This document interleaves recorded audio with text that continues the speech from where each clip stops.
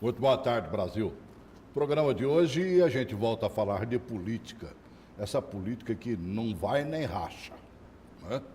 Não sei o que está acontecendo com esse nosso país. Você olha na área da presidência da República, os pré-candidatos e agora alguns já confirmados como candidatos, não conseguem fechar uma chapa. Né? Prova disso está aí, o Ciro já confirmado, não consegue ter um candidato a vice ou candidata. A mesma coisa com o Bolsonaro, que já tirou para tudo quanto é lado, continua tirando e não está acertando em ninguém. E outros mais. Fora alguns que tem que fazer, como diz o outro, lá na minha terra, fala das tripas coração. Né? Aceitar o Centrão, por exemplo, o Alckmin foi, meu Deus do céu. Meu Deus. E aqui no Distrito Federal, nós não sabemos para onde vamos.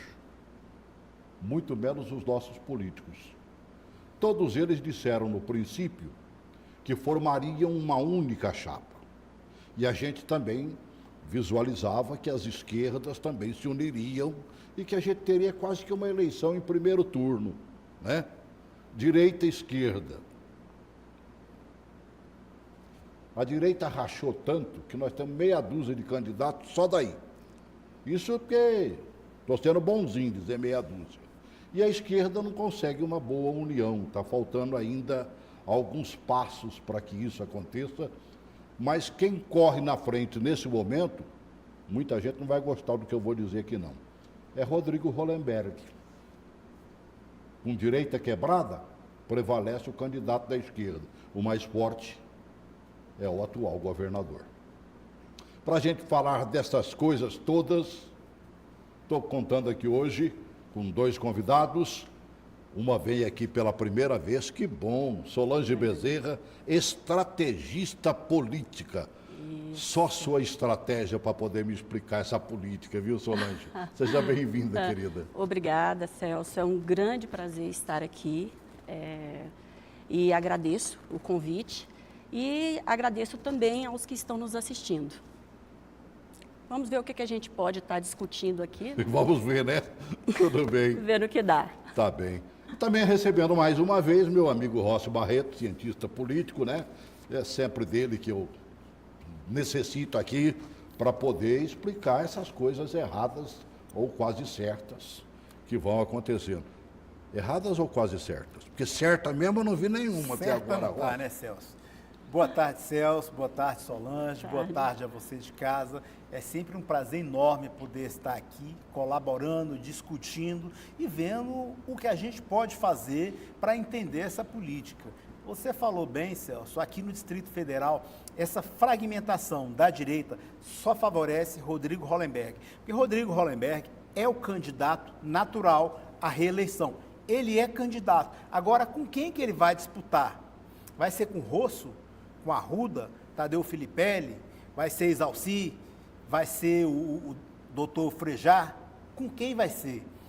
Alguns partidos pequenos já decidiram quem vai ser os candidatos. O PSOL vai ser a professora Fátima. Você esqueceu da Eliana aí, que ela já teve exatamente. A única candidata que tem confirmada a sua candidatura agora. Exatamente. Ao governo do DF. O PSOL já tem a candidata. O único PROS partido. já tem a candidata, que é Eliana Pedrosa, e não há intenção em mexer na chapa Eliana Alírio. O Partido Novo também já tem um candidato, também, que é o Alexandre oficial. Guerra. Agora, os outros candidatos que poderiam fazer uma disputa com Rodrigo Hollenberg, que se estivesse unido, nenhum ainda se decidiu. Quem vai ser? Se vai ser Rosso, se vai ser Exalci, ou quem vai ser? Essa desunião, essa fragmentação, um candidato aqui e outro acolá, tira um pouco dos votos, porém, os votos que já estão cristalizados para Rodrigo Hollenberg vão se manter. E ele acaba indo para um segundo turno com uma boa vantagem de ganhar as próximas eleições. Ele já está com o pé no segundo turno. Agora, com quem a gente ainda vai decidir após as convenções e o registro das candidaturas, que vai ser a partir do dia 16. Você acredita que ele esteja com até o pé o dia no segundo 16. turno mesmo? Então, até um mês atrás nós tínhamos uma visão do que aconteceria. de que ele não chegaria a segundo turno, com uma rejeição expressiva no Distrito Federal. Mas com essa possível desistência de Jofran, que tá tudo muito nublado, o que vai acontecer? Se a oposição, os que se opõem a Hollenberg, se eles não se unirem, o governo cai no colo. Isso é real, é fato. Então, o que a gente precisa? A gente precisa, a princípio, para montar um mapa de como a coisa realmente vai ser, da decisão de Jofran Frejá. Eu diria que hoje, fazer um mapa estratégico de como possivelmente vai ficar, nós estamos dependendo do que Jofran vai estar passando, porque até então ninguém sabe nada, né, Rócio?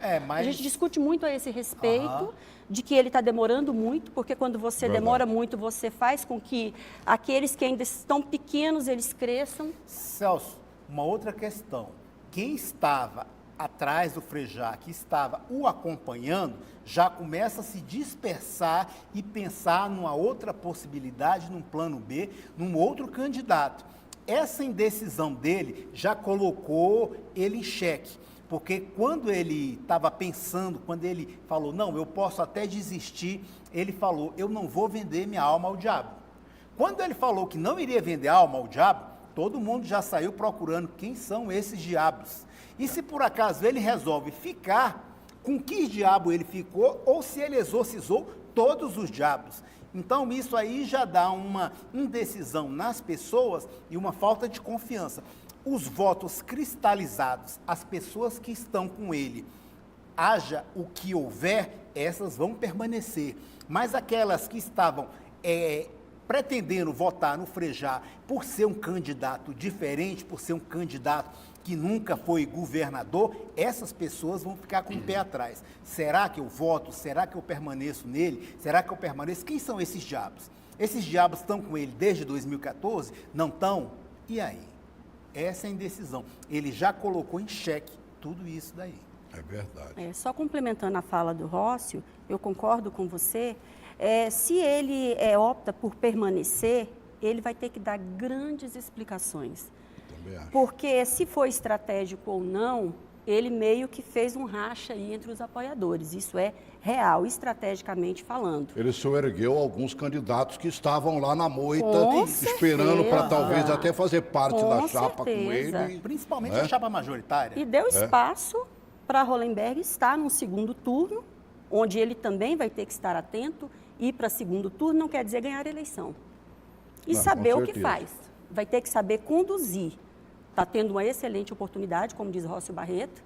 É uma oportunidade porque outros crescerem nessa fragmentação, alguém lucra.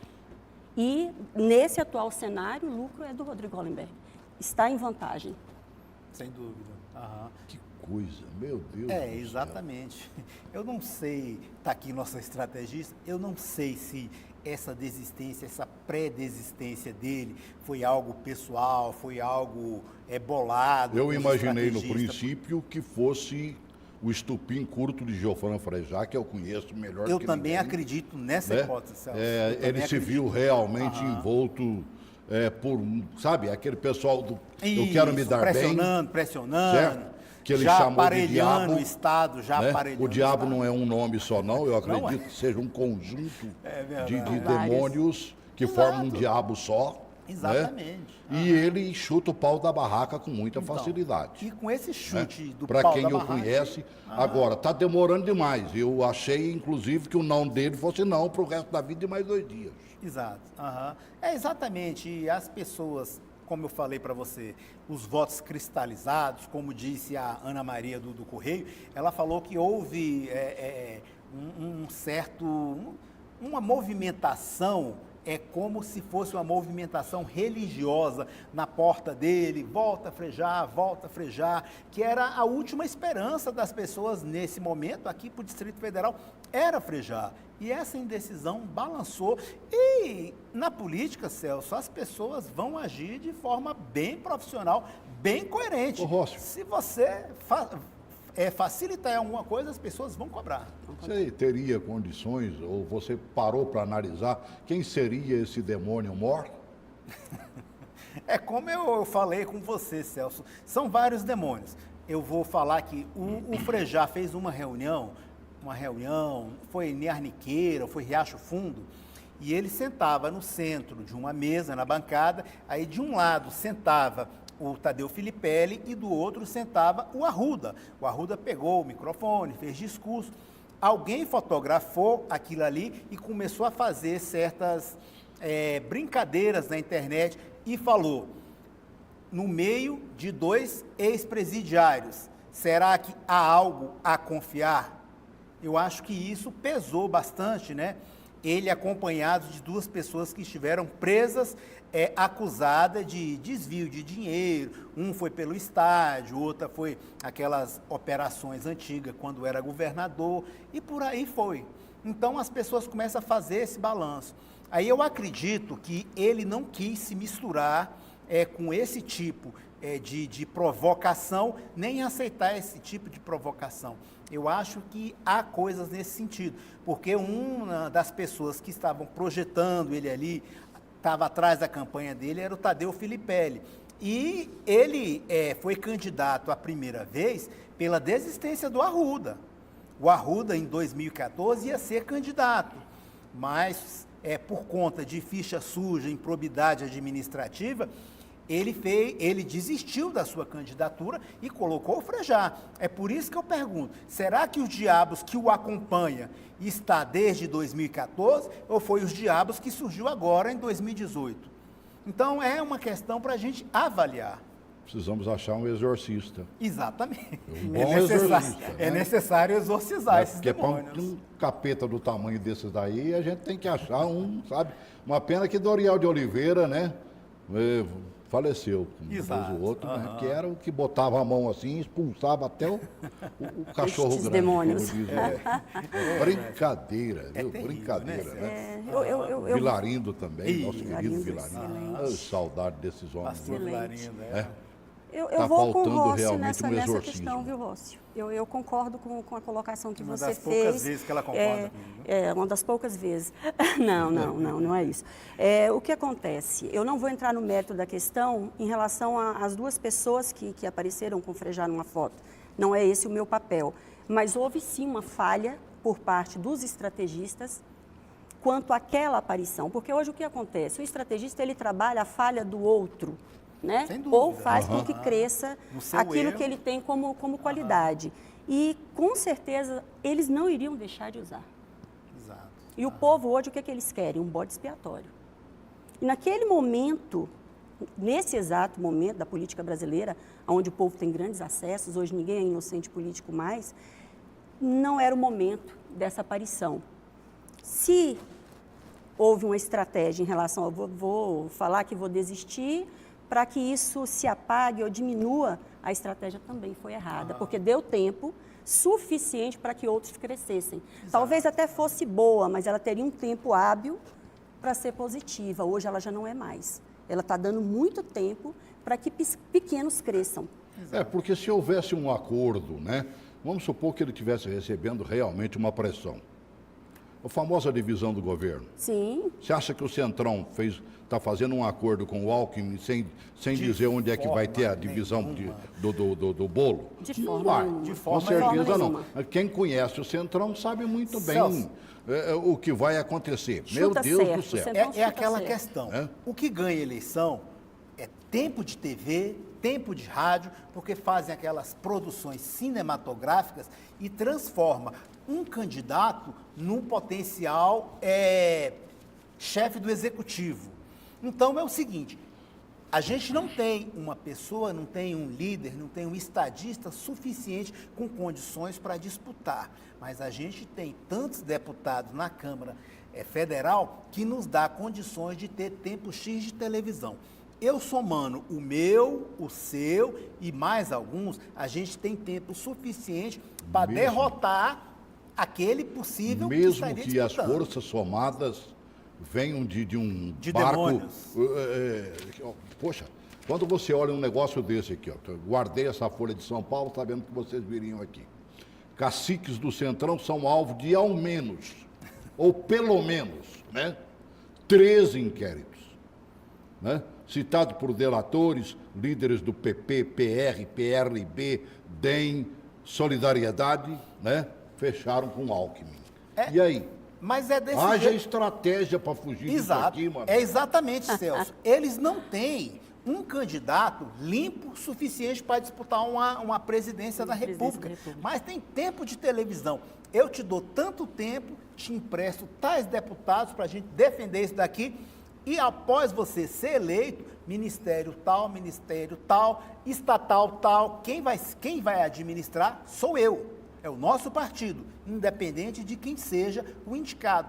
Você viu aí agora há pouco, esses dias, tinha um menino do PTB, que era filho daquele ex-prefeito de Planaltina, de Goiás. Sim. Ele administrava praticamente R$500 milhão por mês. Um menino de pouco mais de 20 anos. Certo. Aí o pessoal falou, não, é porque era a cota do PTB, ele era do PTB, a gente o indicou. Não é isso? Então, coloca pessoas inexperientes, sem a menor capacidade técnica para gerir uma empresa estatal por conta de acordos políticos. E esses acordos são formados dessa forma. O que eu estou observando, eu estava prestando atenção em alguns vídeos, né? Eu vi, por exemplo, todos os candidatos, a fala é a mesma, né? Os que se apresentaram agora oficialmente como candidatos de sábado para cá, né? Foram meia dúzia, pelo menos. Todos eles batem na mesma tecla, o que significa que eles não têm um programa de governo. Não tem. Não tem. Você é candidato, você vai fazer o quê? Eu vou melhorar a segurança, eu vou melhorar a saúde, eu vou melhorar a habitação, eu vou melhorar o transporte e mais nada. Agora não diz o que eu vou fazer para melhorar a saúde, o que eu vou fazer para melhorar o transporte, o que eu vou fazer para melhorar a educação e assim por diante. Não tem, não existe. Eu acho uma falha, a visão política do momento é tão falha, que você não vê um programa voltado à mulher. E as mulheres são hoje maioria do eleitorado brasileiro. 52%. É brincadeira. Bota essa primeira matéria aí. Eu faço questão e tomara que alguns políticos estejam visualizando para poder entender que ele tem que fazer alguma coisa voltada para a mulher. A Zélia é a cara de quem vai votar este ano, o que os especialistas chamam de eleitor médio no Brasil. Mulher, entre 45 e 59 anos, que não completou o ensino fundamental. E o que esse eleitor espera? São duas coisas que, na realidade, precisa muito. É a saúde e o desemprego. São 18 milhões de brasileiros com esse perfil, 12% de quem pode votar este ano. Ao todo, são 147 milhões de eleitores hoje. E as mulheres são maioria, 77 milhões contra quase 70 milhões de homens. A faixa mais robusta vai de 25 a 59 anos. 2 de cada 3 eleitores têm essa idade. O número de eleitores acompanha o de habitantes. São Paulo é o estado com mais eleitores, 33 milhões. Na sequência, vem Minas Gerais, com 15 milhões, e o Rio de Janeiro, que tem 12 milhões de eleitores. Juntos, os 3 estados concentram mais de 40% de quem pode votar este ano. Do outro lado, os estados com menos eleitores são Roraima, com 330 mil, Amapá, com um pouco mais de 500 mil, e o Acre, que tem quase 550 mil eleitores. Juntos, esses 3 não representam nem 1% dos eleitores. O Brasil nunca teve tanto eleitor. Se a gente comparar com a votação de 2016, são 830 mil pessoas a mais. Se a gente voltar 4 anos no tempo, votação de 2014, a diferença é ainda maior. 4 milhões e 400 mil novos eleitores. Este cientista político explica que o salto é resultado de 2 processos: o aumento da população, que é natural, e o momento político que o país atravessa, com crises e manifestações.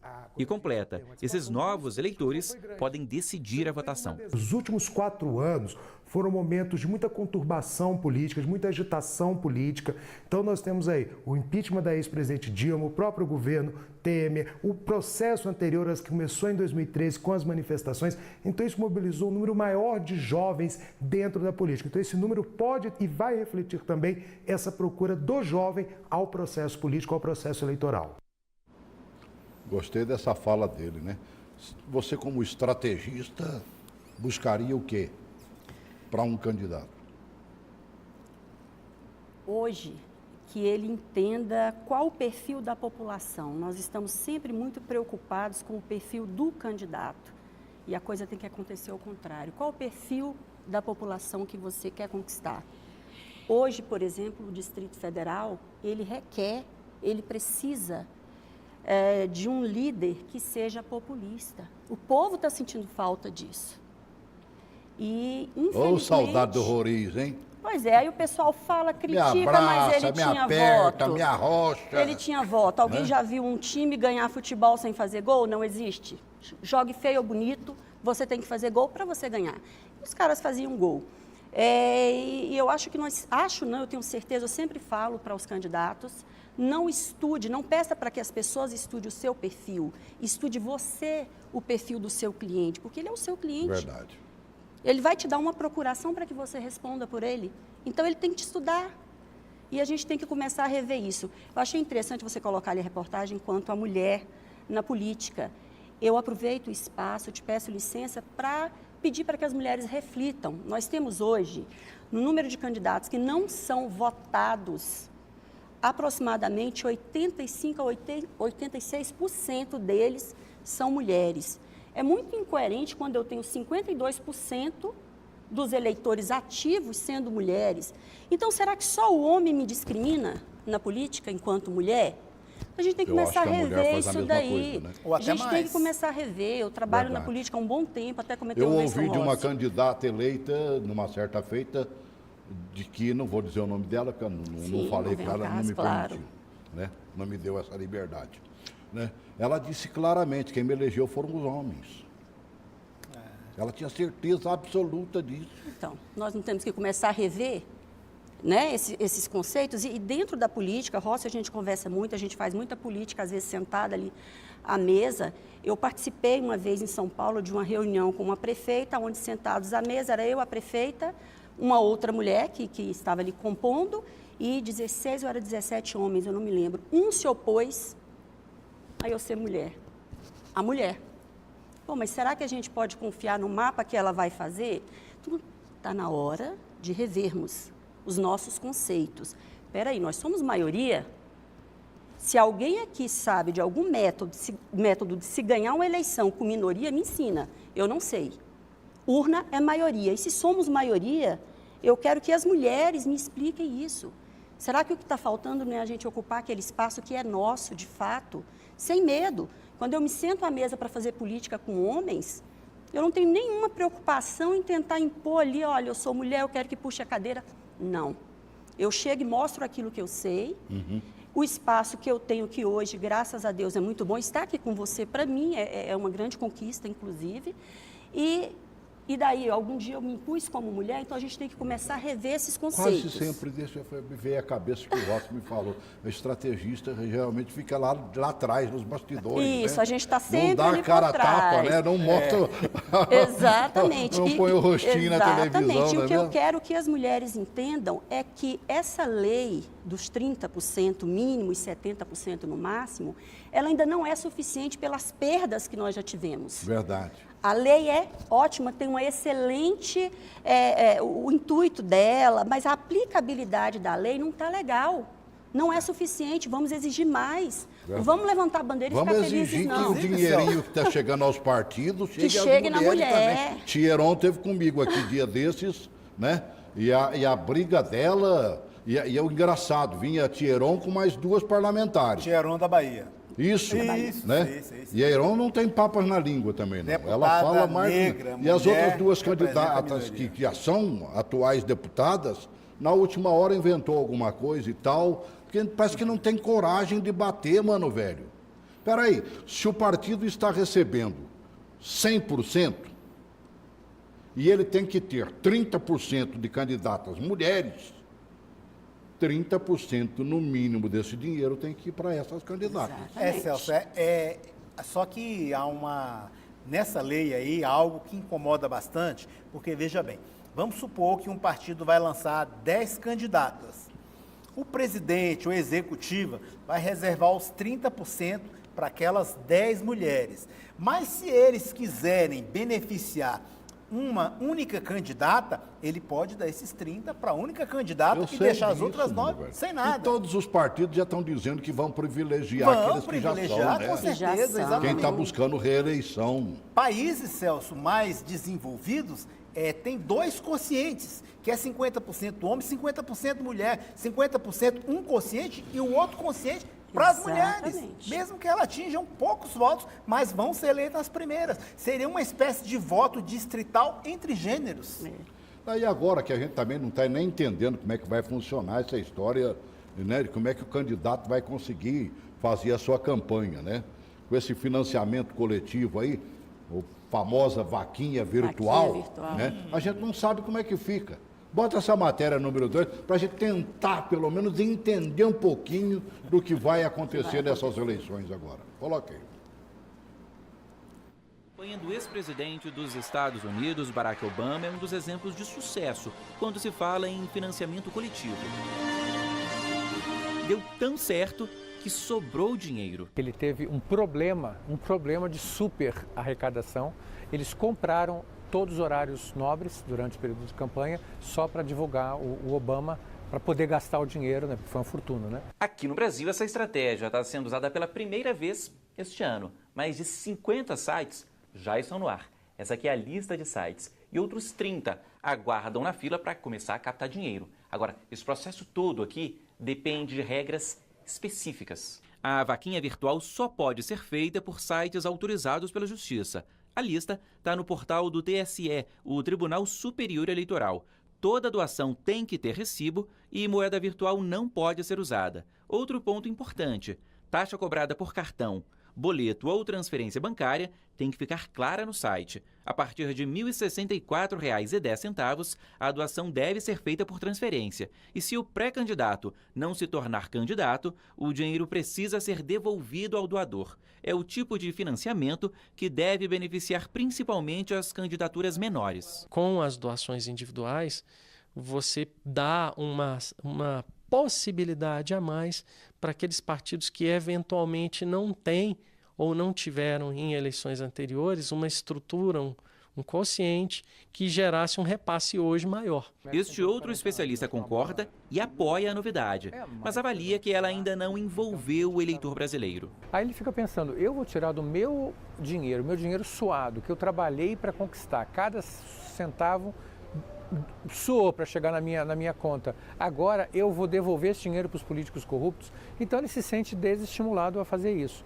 Então, juntando o aspecto que não é cultural, juntando a questão dos escândalos de corrupção, mais a questão da crise econômica, que muita gente tem medo de perder emprego, etc., há um desestímulo à doação. A saída, na avaliação deste outro cientista político, é extinguir o fundo de campanha, dinheiro público que financia candidatos. Para que eu possa, eleitor, fazer a minha doação, contribuir para uma campanha, eu tenho que ser convencido pelo meu candidato. Se ele já tem um recurso muito maior que ele vai receber, com certeza, ele não vai ter a preocupação de atender aos meus interesses, buscar favorecer os interesses da sociedade. Por quê? Porque ele não precisa dos recursos da sociedade. A partir do momento que ele passar a ter essa necessidade de fato, ele vai buscar andar mais em sintonia com o eleitor brasileiro.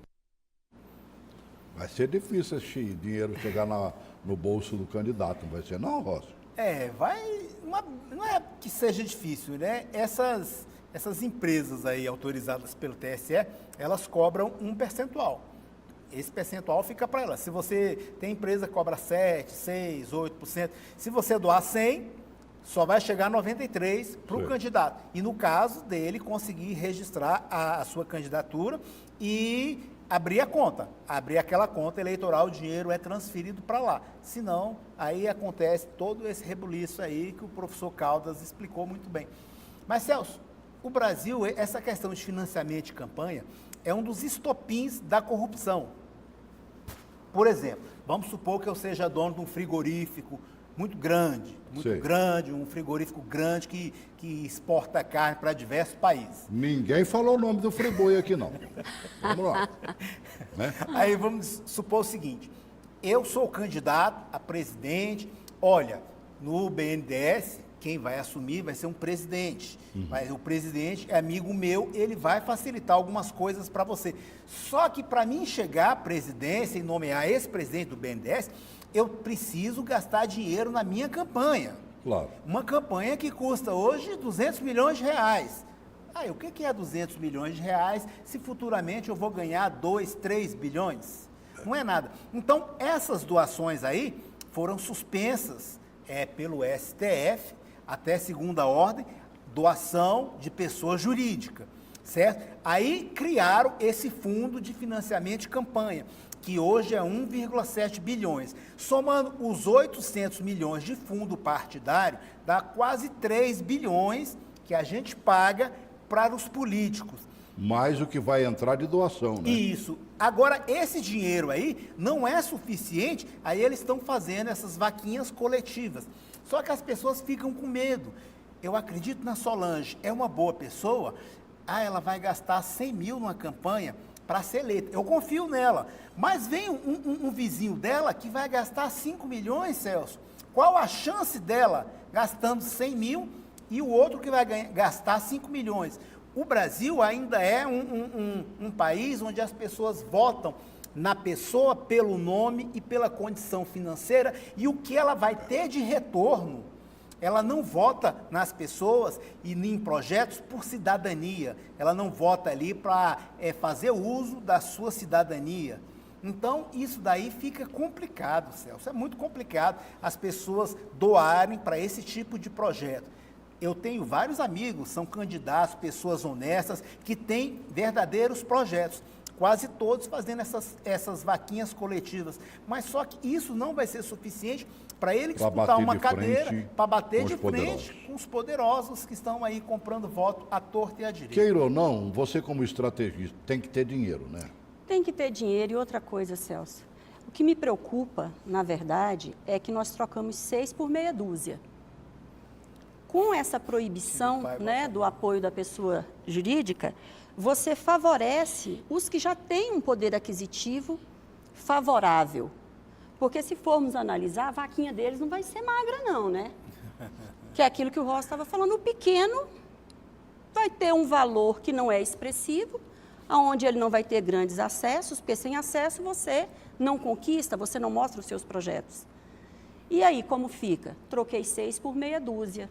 Aí vem o fundo partidário, vem os colegas, né, da vaquinha, pessoa física, mas que são pessoas que detêm o poder, e aí? Com essa mini-reforma agora de 2017, liberou a doação de pessoa física em até 10 salários mínimos, dá praticamente 10 mil reais, né?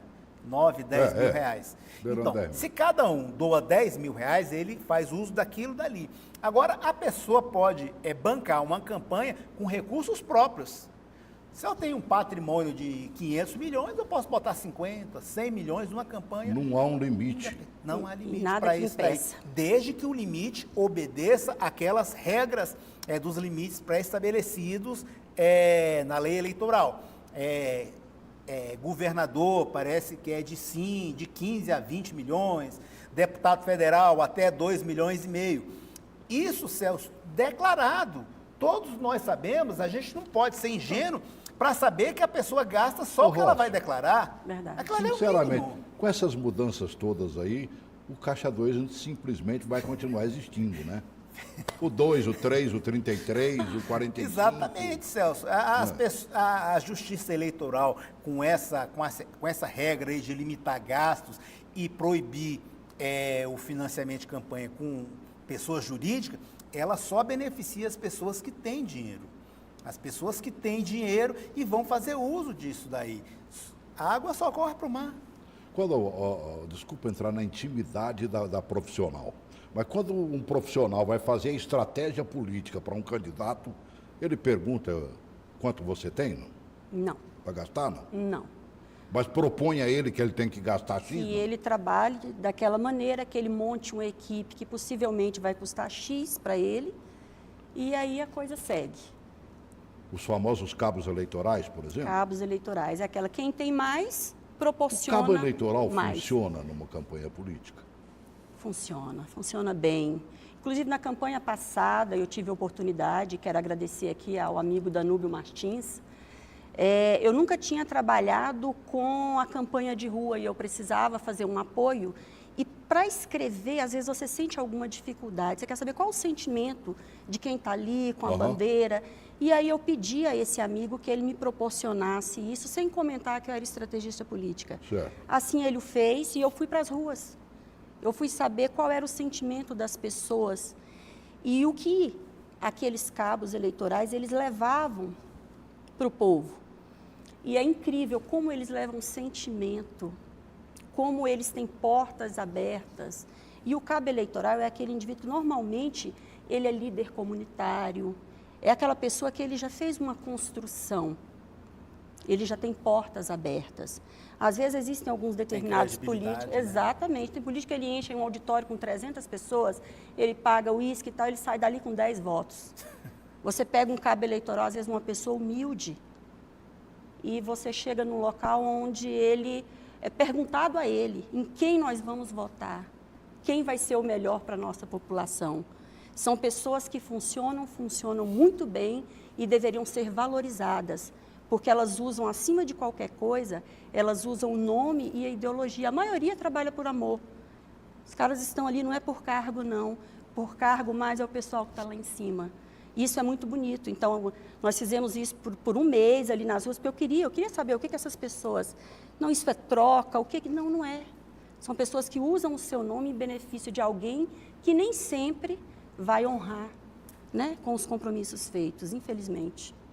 É triste, mas é verdade. Né? É verdade. E só fazendo uma partezinha na questão da mudança e do apoio. Vai aumentar o número de laranjas. Laranja vai virar laranjada, viu?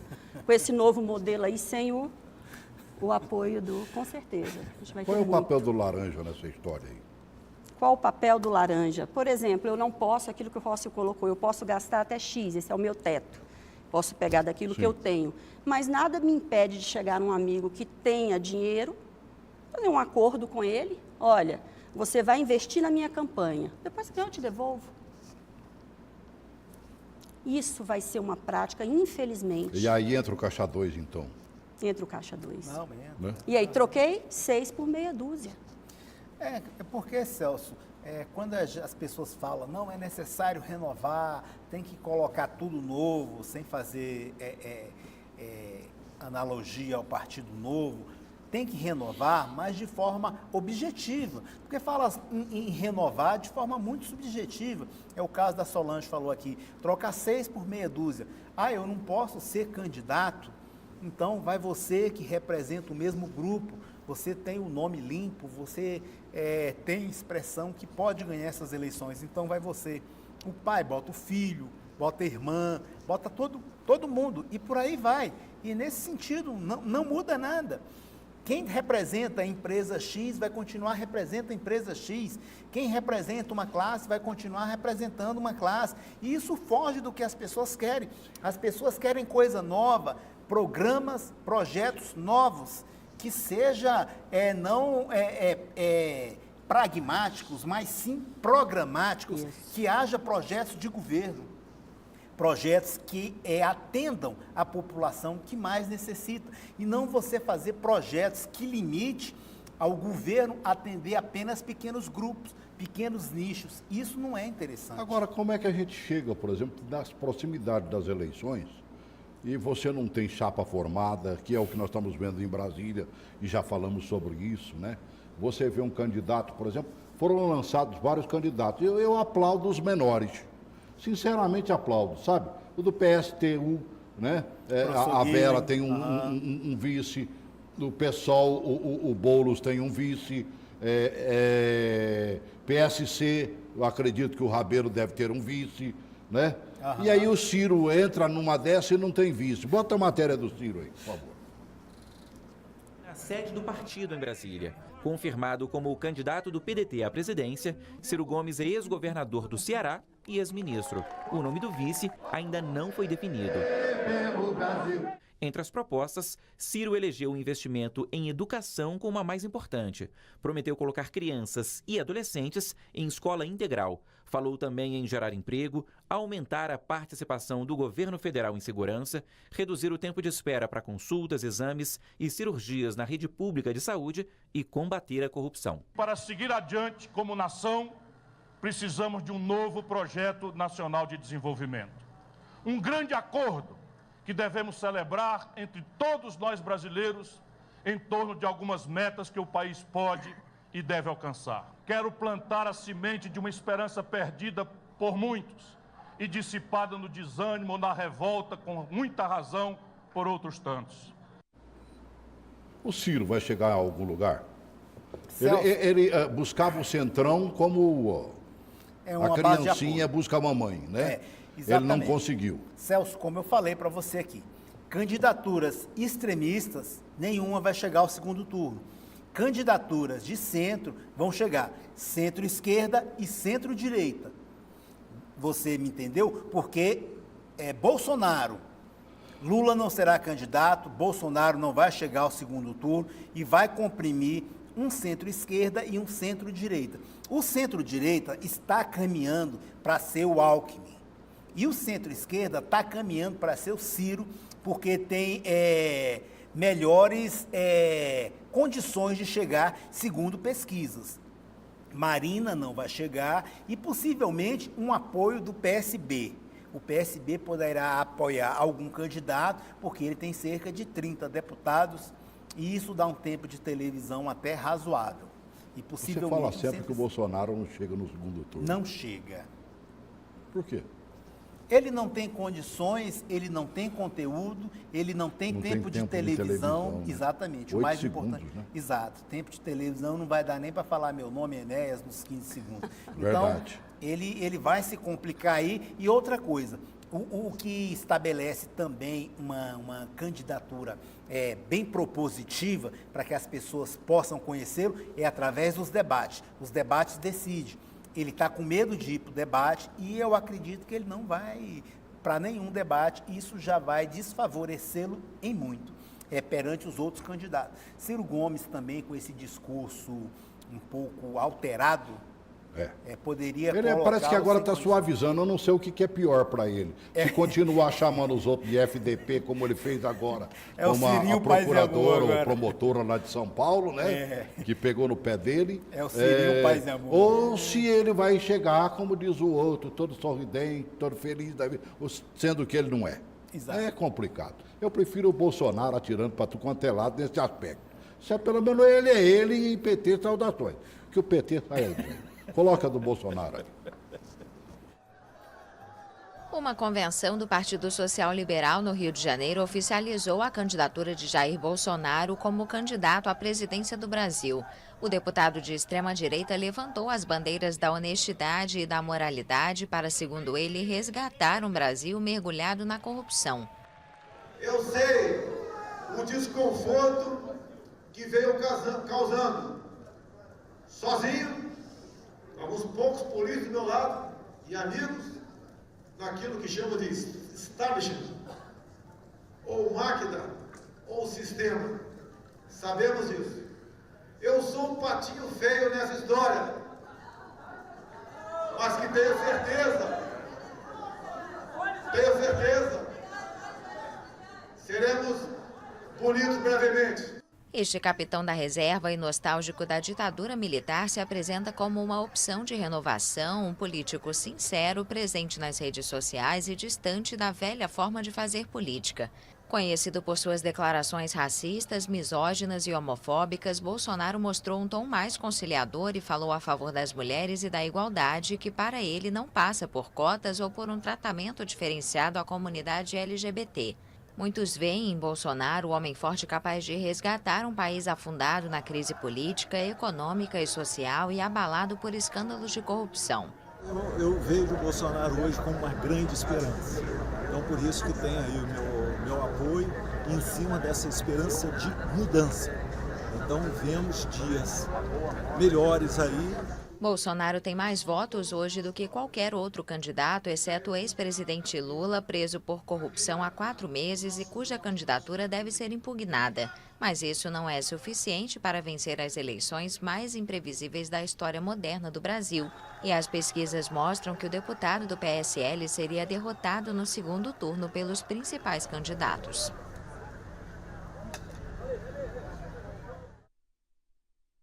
Brincadeira, né? Deixa eu partir para o lado de cá. Ele é anti-Bolsonaro, já sei que ele diz que não vai chegar lá mesmo, né? E você disse que ele conseguiria chegar a algum lugar? Com 8 segundos, você faria uma campanha do cidadão com 8 segundos? Então, ele vem fazendo uma construção, eu até entendo que o tempo de televisão, de rádio, ele é importante, mas existe também a questão da construção que o indivíduo faz, uma base quase que sólida. Eu acredito que ele vá, sim, para segundo turno. Mas o Bolsonaro, assim como o Ciro, eles estão cometendo um erro, demorando muito para definir o vice.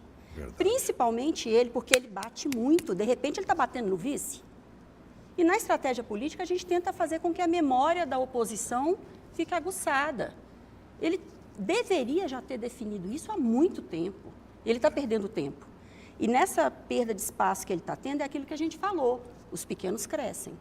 Mas quando ele chegar ou não a segundo turno, eu apostaria que quase que todas as minhas moedas. Ele chega, mas no segundo turno ele vai ser massacrado, talvez pela falta de projetos. Se ele tem ou não, não sei, mas ele tem que apresentar. Nós queremos ouvir, enquanto povo, nós queremos saber o que ele tem. Né? Que bater, falar de A única possibilidade do Bolsonaro aparecer é participando dos debates. Dos debates. E tomara que ele tenha bagagem para poder enfrentar um Ciro, por exemplo. Já pensou? O Ciro Gomes num debate a gente conhece, mano, velho. Esmaga. Ia falar cão chupando manga. Meu Deus, o cara é bravo. O cara é bravo. É bravo. Brincadeira. É bravo. O cara sabe tudo num debate. Tem muito conhecimento. Veja bem o seguinte, o Alexandre Guerra, candidato aqui do Distrito Federal, ele tem 1 segundo de televisão. 1 segundo, Celso? Não faz nada. Não dá para você... Nem oi, né, mano, velho? Nem oi. Não dá para você colocar na sua cabeça, a sua retina não decora. Acabou. Uma imagem de 1 segundo. Então, o Alexandre Guerra tem aproveitado debates, entrevistas, para ele poder dar o seu recado. É o que o Bolsonaro poderia fazer, mas ele já declarou para o UOL que não vai participar de nenhum debate. Se ele não fizer isso, aí eu começo a querer acreditar em você que ele não chega no segundo turno. Não, isso aí... Se ele não participar, eu acho que é a única possibilidade. Ele tem alguns, hein? E tem, inclusive, surpreendido. Com candidatos, não. Né?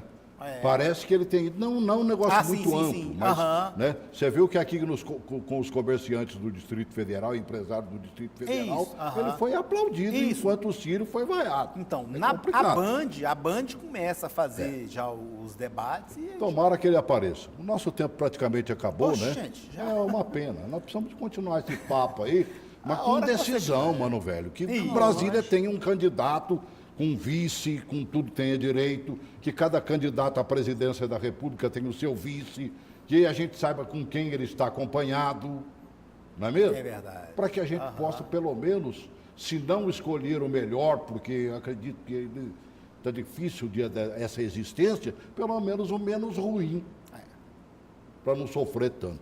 Verdade. Te agradecendo, Rossi, mais uma vez. Obrigado por ter vindo. Forte abraço, Celso. Gostei de você, viu? Obrigada. Vira freguesa nossa. Com certeza, sempre à disposição. Bom? Me ajude a fazer uma estratégia política para ver se a gente chega em algum lugar. Vamos chegar, com fé em Deus. Prazerão, senhor. Prazer foi todo meu, obrigada. Seja sempre bem-vinda. Obrigada. Que aí a gente chega junto, né? E a gente vai continuar falando até os homens chegarem a uma conclusão. E quando eu digo homens, é porque eles não deixam as mulheres decidir. Essa aqui é a grande verdade.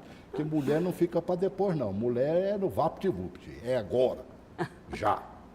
Grande abraço.